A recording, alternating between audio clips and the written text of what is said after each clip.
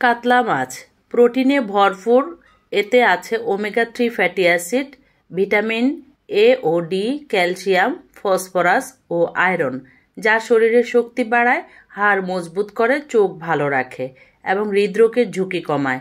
অন্যদিকে আপেল হলো vitamin C, আঁশ ও অ্যান্টিঅক্সিডেন্টে সমৃদ্ধ একটি ফল, যা হজমে সাহায্য করে, ত্বক উজ্জ্বল রাখে, রক্তচাপ নিয়ন্ত্রণ করে ও রোগ প্রতিরোধ ক্ষমতা বাড়ায়। আসসালামু আলাইকুম, স্বাগতম জানাচ্ছি আমার চ্যানেলে আজকে একটি রেসিপি দেখার জন্য। আজকের রেসিপিটা খুবই আনকমন, আশা করি আপনাদের ভালো লাগবে। আজকে আমি কাতলা মাছ এবং আপেলের সমন্বয়ে একটি রেসিপি তৈরি করব, যেটা হচ্ছে আপেল দিয়ে কাতলা মাছের তেল ঝাল বা আপেল দিয়ে কাতলা মাছের ঝোল। সেজন্য আমি একটি কাতলা মাছ কাটা বাছা করে ধুয়ে পরিষ্কার করে নিয়েছি। সেখান থেকে 12 পিস পিঠের এবং পেটের মাছ নিয়ে নিয়েছি। আর এই মাছগুলোকে এখন সামান্য পরিমাণে হলুদ এবং লবণ দিয়ে মাখিয়ে নিয়েছি। দেখতেই পেয়েছেন, চুলায় একটি কড়াই দিয়ে পরিমাণ মতো সরিষার তেল দিয়ে আগে তেলটাকে আমি খুব ভালো করে গরম করে নিয়েছি।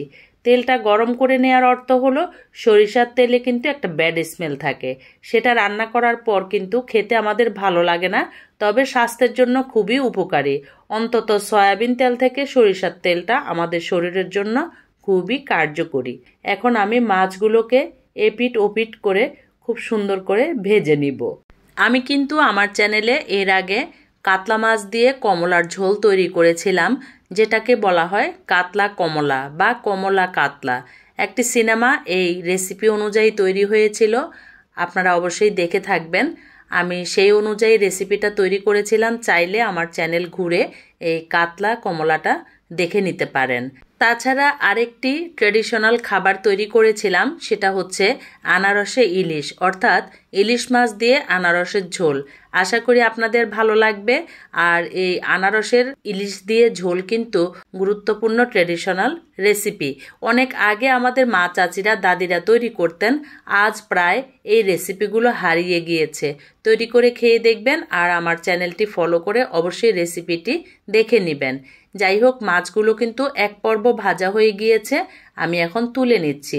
সেম প্রসেসিংয়ে আপনারা কিন্তু কাতলা কমলা বা কমলা কাতলাটাও রান্না করে নিতে পারবেন। সবগুলো মাছ তোলা হয়ে গিয়েছে, এবার আরেক পর্ব কাতলা মাছ আমি ভেজে নিচ্ছি। ওই যে বলেছিলাম 12 পিস নিয়েছি। এটা অবশ্য ডিপেন্ড করবে আপনাদের মেম্বারের অনুযায়ী। আপনার বাসায় কতগুলো মেম্বার, কত পিস মাছ রান্না করবেন, সেই অনুযায়ী আপনি মাছগুলো নিয়ে নেবেন। আর 12 পিস মাছের জন্য 6টি আপেলই যথেষ্ট, তবে সবুজ কালার আপেল হলে সবচেয়ে বেশি ভালো হয়। আমার কাছে সবুজ আপেল আজকে ছিল না, আমি লাল আপেলটা দিয়ে তৈরি করেছি। লাল আপেলটা কিন্তু একটু মিষ্টি বেশি, আর সবুজ আপেলটা দিয়ে তরকারি রান্না করলে সেটা খুবই ভালো হয়। আপনারা তৈরি করে দেখবেন, তবে কোনো অংশেই কম খারাপ হয়নি আমার রেসিপি। আমি মাংস দিয়েও রান্না করেছিলাম আপেল দিয়ে, সেটাও খেতে অত্যন্ত সুস্বাদু হয়েছিল। আমি আপনাদের সাথে এই রেসিপিগুলো আস্তে আস্তে শেয়ার করব। আপেল দিয়ে যদি আপনারা কোনো রেসিপি তৈরি করতে চান, সেক্ষেত্রে একদম শেষ সময়ে আপেলটা দিবেন। আর আপেল কিন্তু খুব বেশি সেদ্ধ করবার প্রয়োজন নেই, এটা তো আমরা এভাবেই কচকচ করে খেয়ে নেই, তাই না? তাই এটা চুলায় বেশি রান্না করার দরকার নেই। যতটা পুষ্টিগুণ বজায় রেখে আমরা রান্না করে নিতে পারবো। আর একটু কম সিদ্ধ করলেই কিন্তু খেতে ভালো লাগে। আমার কাছে কিন্তু সবজির তরকারি রান্না করলেও একটু কম সিদ্ধ করলে সবজিটা খেতে ভালো লাগে, কারণ সবজির কালার নষ্ট হয়ে গেলে ওই রেসিপি খেতে আমার কাছে খুব একটা ভালো লাগে না। যাই হোক, এই মাছগুলো কিন্তু আমার ভাজা হয়ে গিয়েছে। সবগুলো মাছ ভেজে নিয়েছি, দেখতেই পেয়েছেন। এপাশ ওপাশ একটু ভালো করেই ভেজে নিয়েছি, তবে খুব বেশি মুচমুচে করে ভেজে নেবার প্রয়োজন নেই। আপনারা চুলার আঁচটা কমিয়ে নিয়ে তারপর মাছগুলো একটু ভালো করে ভেজে নেবেন। মচমচে হয়ে গেলে মাছের ভিতরে কিন্তু আপেলের জুস বা আপেলের টেস্ট পৌঁছাবে না। যাই হোক, এবার মাছগুলো তুলে নিয়ে আমি এখন বেশ কিছু পেঁয়াজ কুচি ওই তেলের মধ্যে দিয়ে দিয়েছি, কারণ বারবার তেল পুড়ে নেওয়া এটা কিন্তু একটা বিরক্তিকর কাজ, যেহেতু সরিষার তেল দিয়ে আমি রান্না করছি। তাই বেশ কিছু পেঁয়াজ কুচি ওই তেলের মধ্যে দিয়ে এখন পেঁয়াজগুলো ভেজে নিচ্ছি। একটু ব্রাউন কালার হয়ে গেলে আদা রসুন বাটা দিয়ে দিচ্ছি সামান্য পরিমাণে।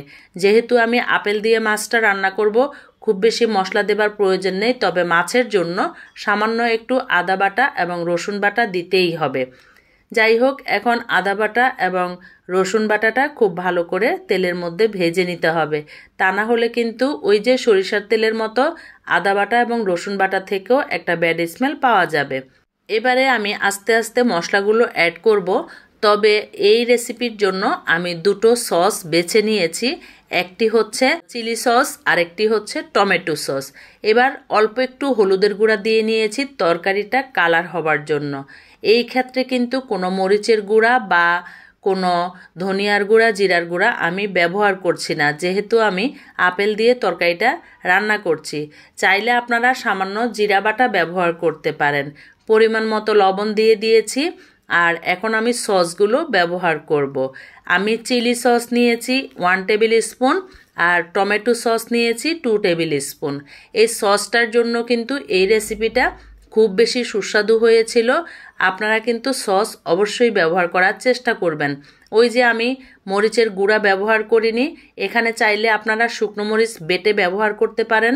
তো আমি যেহেতু বাটাবাটির ঝামেলাতে যাইনি, তাই আমি চিলি সসটা অর্থাৎ রেড চিলি সস ব্যবহার করেছি, যেটা আমার হাতের কাছে ছিল। সহজেই আমি এটা তৈরি করে নিয়েছি। এখন খুব ভালো করে মশলাটা ভুনে নিতে হবে। আর উপর থেকে এখন মাছগুলো দিয়ে দিয়েছি।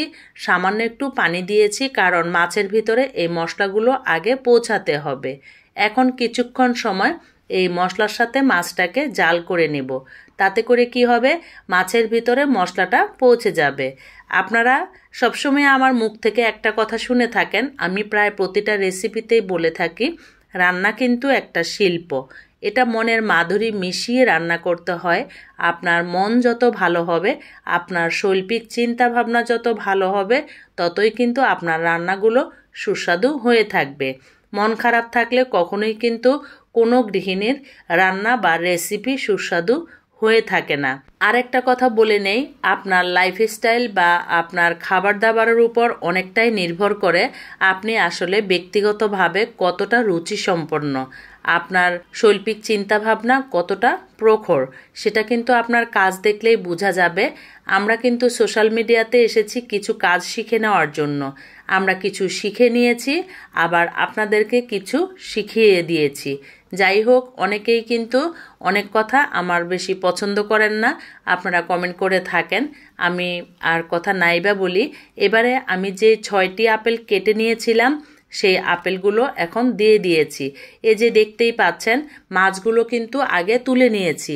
মাছগুলো তুলে নেওয়ার অর্থ হলো মাছগুলো কিন্তু পুরোপুরি রান্না হয়ে গিয়েছে। তো এর মধ্যে এখন মাছগুলোর সাথে যদি আপেল দিয়ে নাড়াচাড়া করতে যাই, তো আমার মাছগুলো ভেঙে যেতে পারে। সেজন্য আমি একটু কষ্ট করে আগে চামচ দিয়ে তুলে নিয়েছি। এবারে আমি আপেলগুলোকে কষিয়ে নিচ্ছি। খুব বেশি কষাবারও কিন্তু প্রয়োজন নেই, আপেল এমনিই খুব টেস্টি, তাই না? তারপর আমরা একটা রেসিপি যেহেতু তৈরি করছি, একটু তো ফর্মালিটি থেকেই যায়।